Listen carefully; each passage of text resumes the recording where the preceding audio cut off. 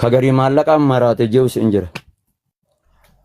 kagarii akkas jehu injira obboleessa kayyoo maallaqa taate addunyaan hin guutamtu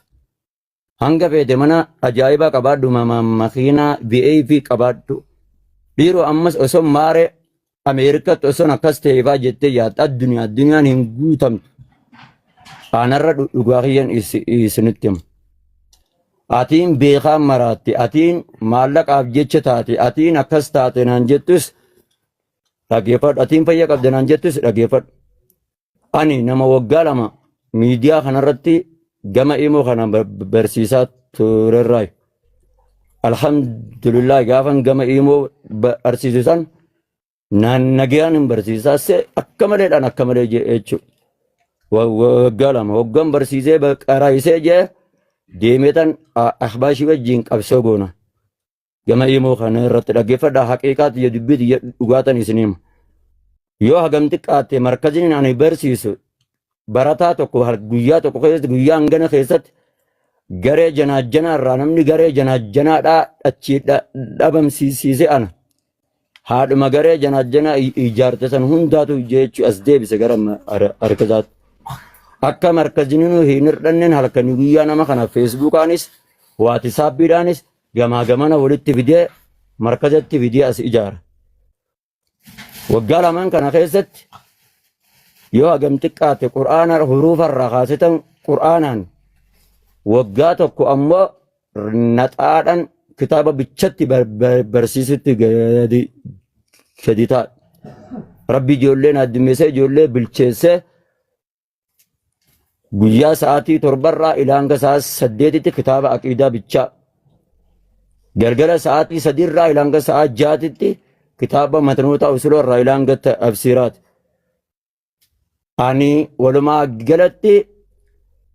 maraatummaa fi kun qalbii cabni kun yoo maal sitee yoo kanaan jettan taatan ta'us namni jaalalti gaafa naam jaalala gaafa saniitti wal qabatee gaafa booniyyee nafishii wal jaalanne kanas ummatuma kanaa fi kanuma jechuudha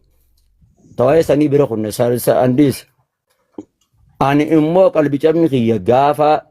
soomana shawwaalaati gaafa masqalaa san gaafa san barataa nama 120 natti fakkaata barataa jajjaba barataa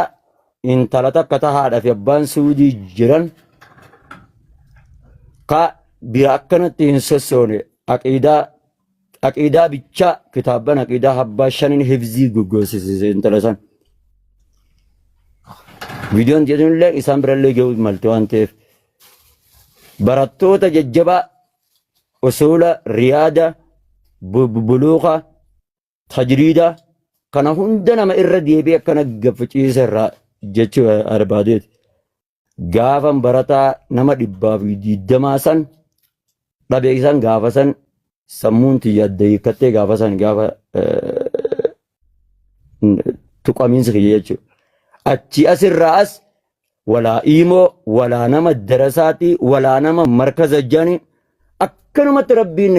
naji laal wallaahi rabbiin isinii kaakadhaa kitaaba san gaafa barataa san laal akkanumatti taalaal hanga kana laal hangi kun kanan guyyaa aqiidaa barsiisu jeetan hangi kun immoo matnoota kanan halkan asirraa kaasee kanan halkan barsiisu jeetan ilaa erga gaafa saniiti namni guyyaa tokko kanatti fidee bakka tanaan soosan jirula kitaaba kuddili agartuu kana keessa laal isa kana jechuudha oggan isa kana ibcinaa ka'ee miilladhee dalaal kitaabuma kanaa dhiiroo laal bakka gaafa sanii jechuu barbaadeeti kasammuun tini jetti nagaan hin argatin ani nama duniyaa irraa ijoollee xiyyaan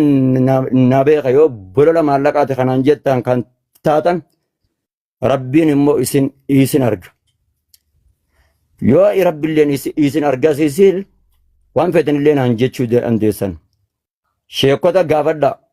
yoo maallaqa taate silaa namni makiinaa bitatuu qabu ana ture osoon fedhii kiyyaa takkaa irraan fayyadamin ani barattoota kiyya nama hawaasa gaafa gargaarsa walloo boorana ustaa ibsaa san gaafa dandeessanii gaafa majliisa gargaarsa osoon guyyaa tokko ofii xiyyaa mana naa bitaa lafa naa ijaaran jennu waan naa godhan sanuu gaafa waggaa lama sirriitti barumsa qulqulluu kenneefsan akkan takkaa barataa xiyyaa maallaqaan fedhii isaaniitti waan godhan malee osoon duniyaa bolola duniyaa irraa qabaadheen baan hin qabu jechuu barbaadeetu bolola duniyaa irraa qabu gaafa sanii gaafa tuqamiis gaafa sammuun xiyya nageenya hin qabne isaan gaafa san amma rabbi sodaan na keessaaf baqa woomaatu natti hin fakkaatu wallaa waan kanaat akkana na godha waan kasiit akkasin na godha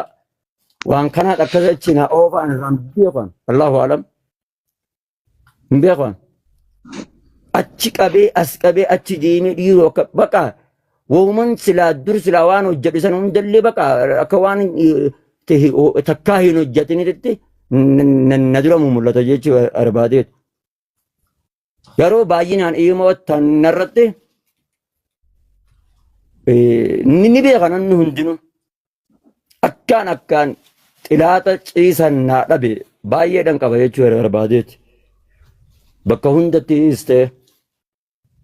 gaafa sani cabiinsi kiyya sammuun xiyyanna nagaya yeroo san na dhabdee isin jedhu. Amma yoo nama quraanaan fidee dhufee quraana qaraana naan jiran akka duraan fiiga. Qaraasisuun na jibbisa bakka nama kana qaraasiftu waatti banadhu yookaan waan seenaa dudurfaa dhaggeeffatu naan jetti qalbiin waan kanaan irraan beeku akkasumaan numan jamala inni isin dhaggeeffatu hanga na fixadhee dabbaal warri immoo maallaqa namni maallaqa ni ijaalata ana soo maallaqati ani dhaggeeffadhaan nan fixadha dabbaal dhiifama. Amma fakkeenya yoo manaa jecha manaati isa maraachee naan jedhan obboleessa kiyya dhugaa yoo dubbanne firummaan hin baddu garuu wanni miidiyaa kanarra halkanii guyyaa oolchee na bulchaa hin dubbadhu yeroo gargari qalbiin illee hin dubbadhu manaan jettillee dubbadhaa ishee qabaata akka wanni badaa hin jirtu. والله دبدا وانا لا ilmi namaa waan namaan hin jenne sin qabu waan namaa jeellee hin qabu kagagariis waa hedduudhaan ni jira maarees argatee ni jira maarees hayyee jeelles ni jira naame obboleeyyiin keenya faa kana cinaa dhaabbatanii akkana mana kanallee yookaan qorqorroo tanallee irra kaayyadhu na goosees rabbiin jazaa isaanii rabbi haa kafaluufi galatoomni. Garuu waa'ee kanallee dubbatullee hin barbaadu. Waa'ee manaatiitti illee namni yoo hojii qabaate laala hojii dhuunfaa kana itti oofataati mana kana suutatti irraa bitata namni mana ijaarratu kamuutuuf namni mana hayyee ijaamu kamuutu jechuudha. Ana wanni miidiyaa kana walumaa galatti geematti nagalche maal yoo kanaan jettu taate hojii dhabaaf malee waan biraaf miti. Har'a osoo hojii dhuunfaa tokko qabaadde wallaahi sa'aatii 24 asirran taa'u. Sa'aatii 24 keessaa sa'aatii takka qofan miidiyaa kana banee ilaala malee deematan nama dalagatu fedhurraa. Guyyaa meeqa murteesse qalbiin asii achi murteesse faanaan jetti waan ta'eef sababa isaanii irratti rabbi geema kanaan kanuma fuula namaa dhaabbatu irraa kajin fuudhaa gartee rabbi na haa godhu jeetan